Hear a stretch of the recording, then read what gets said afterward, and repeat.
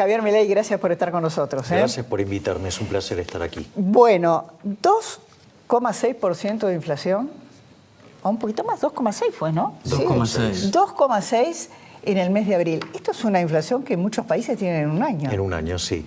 Efectivamente, el dato es malo, ¿sí? Es malo el dato de abril, fue malo también el dato de marzo. La inflación, la verdad es que venía muy bien en la última parte del año pasado. Hubo un relajamiento de la política monetaria a consecuencia de los avances de la corporación política sobre el Banco Central y estamos pagando las consecuencias. Ahora, el punto es, en lo que va del año llevamos 9,1% acumulado. Eso significa que para cumplir la meta del 17%, la inflación promedio mensual debe ser del 0,9%. Entonces la pregunta es, ¿esto es factible? Sí. Y hay dos elementos que lo justifican. El primero es que la política monetaria actúa con un rezago de 18 meses. ¿Qué quiere decir esto? Que para mitad de año se habrá limpiado el desastre monetario causado por Alejandro Vanoli. Tema no menor. Vamos a empezar a ver los efectos. Recordarle a la gente que era el presidente del Banco Central. Antes de Sturzenegger. Antes de Sturzenegger. Con lo cual, en la segunda parte del año vamos a estar viendo los efectos limpios de lo que ha estado haciendo Sturzenegger durante este tiempo.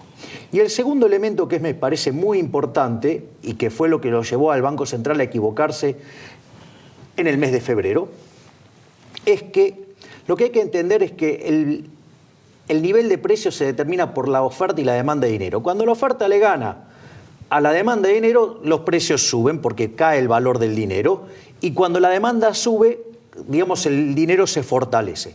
¿Por qué es importante esto? Porque a mitad de año el Banco Central tiene una bala de plata que se llama el medio aguinaldo. Con el medio aguinaldo aumenta la demanda de dinero. Si el Banco Central, que hoy ya ha vuelto a estar contractivo, se mantiene en esta postura y entra sin aumentar la cantidad de dinero durante el mes de junio, la tasa de inflación se derrumba y va a ser probable que se alcance la meta. Si la política vuelve a avanzar al presidente del Banco Central y se ve forzado a bajar la tasa de interés, se va a complicar el cumplimiento. Ahora, también la queja es, sí, claro, sube la tasa de interés, pero eso perjudica la actividad económica. Sí, eso lo dicen algunos colegas míos de origen keynesiano que son burros. Está mal. Claro, está todo mal. No me quedó en claro qué pensás de eso. Claro. A ver, les voy a hacer una pregunta. No, difícil no. No. ¿Ustedes conocen economías que crezcan al 27, 28% en el mundo?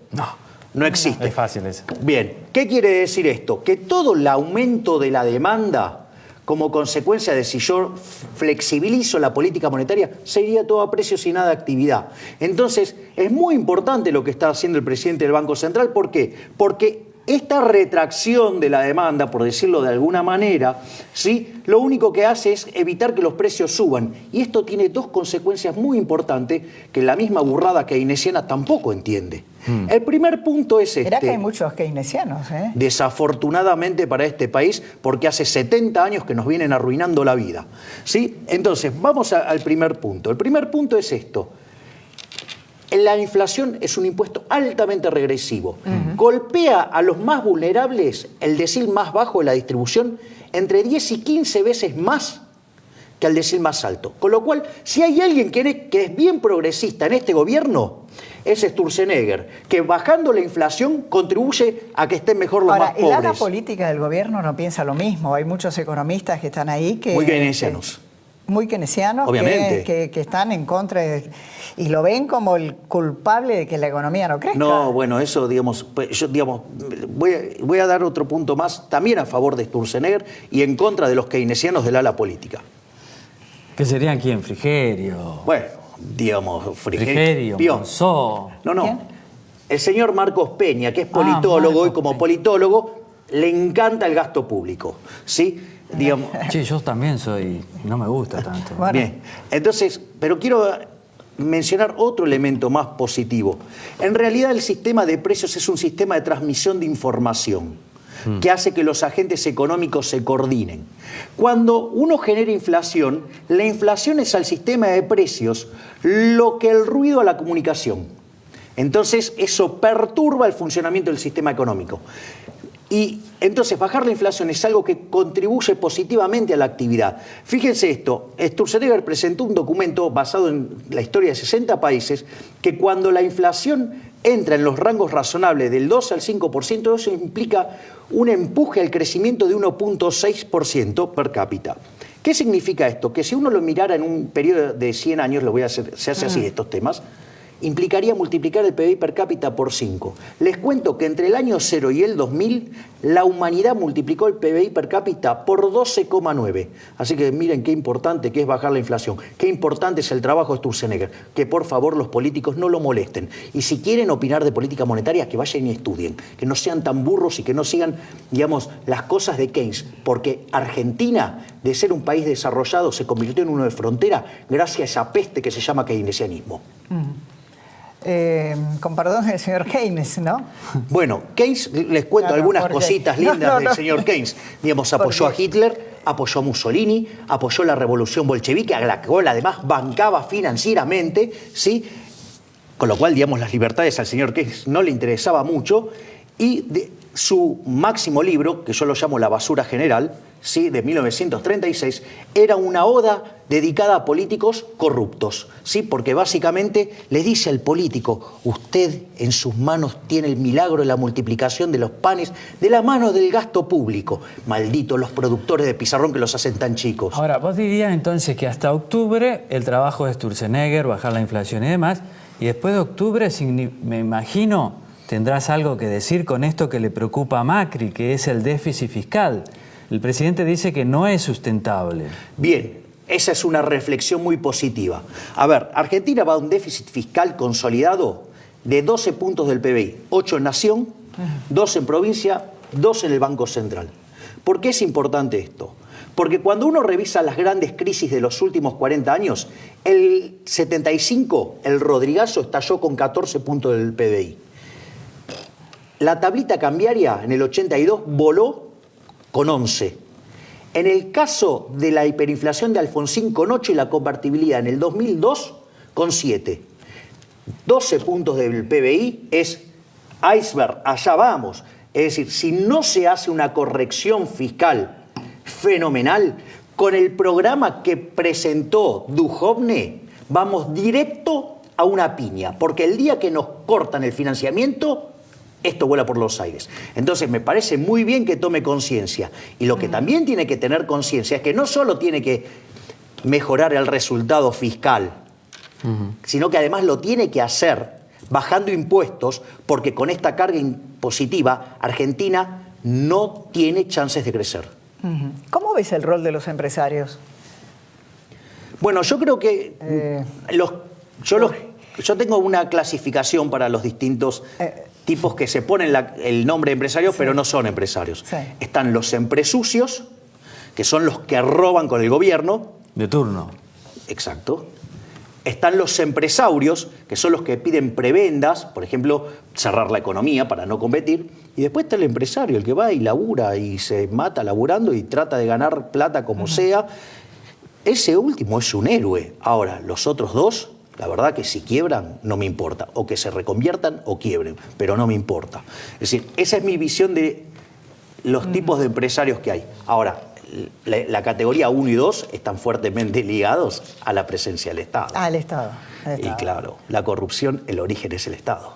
Bueno, de hecho, en la obra pública, con la obra pública en la Argentina se ha robado. Vos tenés una receta ahí de la obra pública que dinamita algunos clubes y demás. Sí, exactamente. Yo creo que por eso es tan resistida. Con mi colega Diego Giacomini nosotros hemos diseñado un programa para hacer una reducción drástica del gasto público y que además permite mejorar el superávit fiscal, ¿sí? Da lugar para bajar impuestos y permite volver a crecer. Uno de los ejes donde se cortaría de cuajo, mi hipótesis es que hay que cortar de cuajo la obra pública. Se termina. Cero. ¿Y cómo se haría? Se hace como en Chile, con lo que se llaman un sistema de garantías. Entonces las harían los privados con garantías del sector público, pero esto implica, este formato, que primero tiene que poner la plata el sector privado. Además, también le sumamos el método de los peruanos, que cuando los desvíos respecto a lo planeado son muy grandes y ahí el Estado tendría que poner plata, el Estado puede decidir entrar o no. Y como si todo esto fuera poco, también diseñamos sistemas de incentivos para que las obras se hagan en tiempo y forma. Entonces, ¿qué es lo que pasa? Esas garantías, las chances de que se ejecuten son muy bajas. Entonces tendría una explosión de obras de infraestructura y al Estado le costaría cero. Ahora, ¿sabes cuál es el problema? Les deja de pasar la plata por la mano y parece que eso no les gusta. Pero esto hay una complicidad política, obviamente.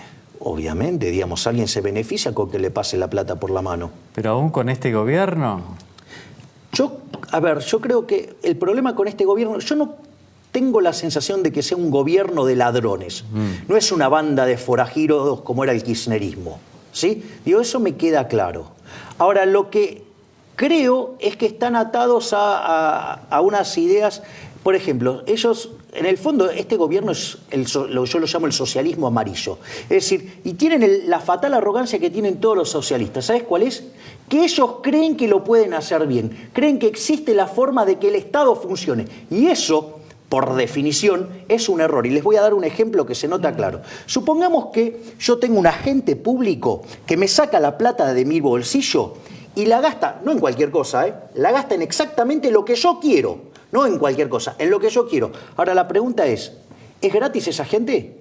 No, le tengo que pagar, con lo cual inexorablemente estoy mal. Ahora, la pregunta es, ¿ustedes creen que los políticos están tan cerca de nosotros como para tomar las decisiones que nosotros queremos?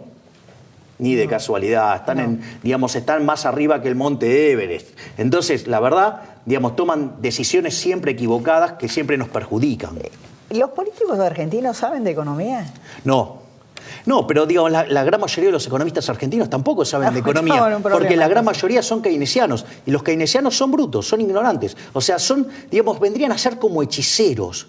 Es decir, ellos creen que inventaron, la magia, es decir, creen que tienen en sus manos la multiplicación de los panes, es decir, tienen un problema de violar sistemáticamente la restricción presupuestaria, ¿sí? Entonces, ¿qué es lo que pasa? ¿Cómo se resolvió históricamente violar la restricción de presupuesto? Ir sobre el Banco Central y obligarlo a emitir. Es el único país que sin haber tenido guerras tuvo 2 hiperinflaciones, le sacamos 13 ceros a la moneda. Los default. Bueno, de hecho la inflación es un default para los tenedores de peso. Entonces, ¿y eso sabes qué?